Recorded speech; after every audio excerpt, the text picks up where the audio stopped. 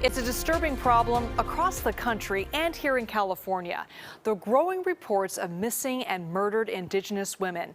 In part 2 of our special series, we bring you Emily's story and a look at how a little-known federal law may actually be hindering the investigation into her case and many others.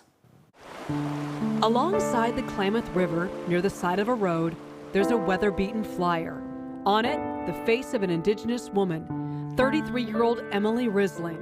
She's been missing for more than a year. I think the most heartbreaking thing is that you just may never see that person's face again. She had everything going for her in the right direction, and the things started falling apart. Emily's parents, Gary and Judy, are heartbroken. Their daughter vanished into thin air. Her case is growing cold. It's really simple. We want to know what happened, where she is. What we do know, Hi! as a child, Emily was a ray of light, full of joy, so much love, so much potential. Hey. From an early age, she embraced her Native identity. She loved her culture. She loved her family. The straight-A student had lots of friends and went to college on a scholarship. Then her world began to crumble. A boyfriend violently abused her. She began to use drugs. And so this young woman who was so bright, so capable, so, the world was her oyster, she kind of became a different person. Her parents told me after the birth of her second child, Emily developed postpartum psychosis. She was arrested for igniting a fire in a cemetery and put in jail.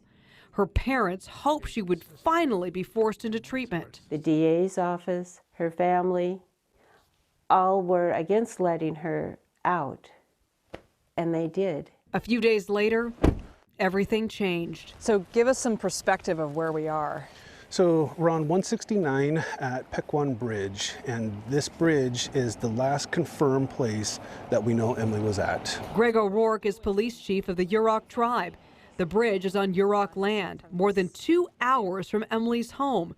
He believes she got here by hitchhiking. Here on the bridge is where we can confirm multiple witnesses. But if a major crime involving Emily occurred here or anywhere else on tribal lands in California, the tribe has no jurisdiction to investigate it. So who's in charge when someone is murdered or goes missing on tribal land? The answer to that involves a dark chapter in federal Indian policy. It's known as Public Law 280. So it's taken away a tribe's ability, or at least in theory, their sovereignty to be able to have their own people, have their own law enforcement, and investigate crimes on the reservation and put that onto the state. Congress passed the law in 1953 without the consent of tribes. It greatly enlarged the power of certain states, including California, to handle major crimes on Indian reservations, but with no additional funding. The sheriff's office has jurisdiction on tribal land.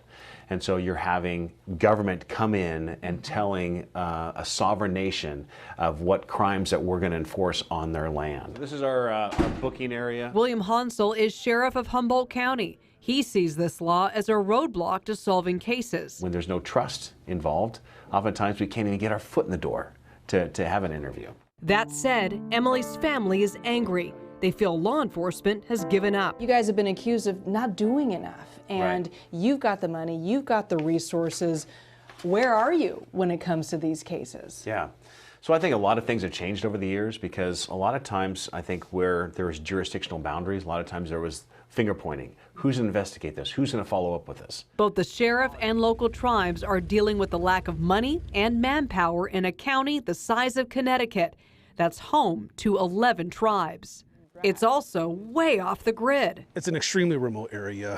When people talk about rural, then there's us. The Yurok Reservation itself is 85 square miles.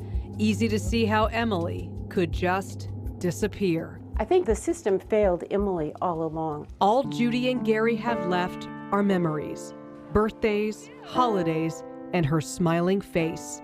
Emily's son, their grandson David, wants to know. Can you take me, Grandpa, to go down and look for my mom?